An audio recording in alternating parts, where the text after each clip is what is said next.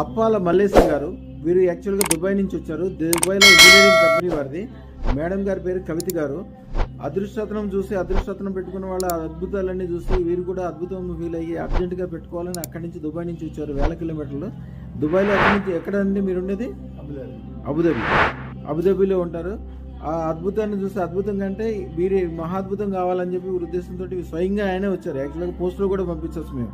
ఆయన నా చేతితో ఎంచుకోవాలనే ఉద్దేశంతో ఆయన వచ్చారు. 1000 కిలోమీటర్లు. ఎన్ని కిలోమీటర్లు ఉంటుంది స్వామి ఇక్కడికి? 2000 కిలోమీటర్లు. రాను పోను 5000 కిలోమీటర్లు, సుమారుగా 5-6 వేల కిలోమీటర్లు. బ్రహ్మాండంగా చక్కగా వచ్చి తీసుకుని వెళ్ళారు.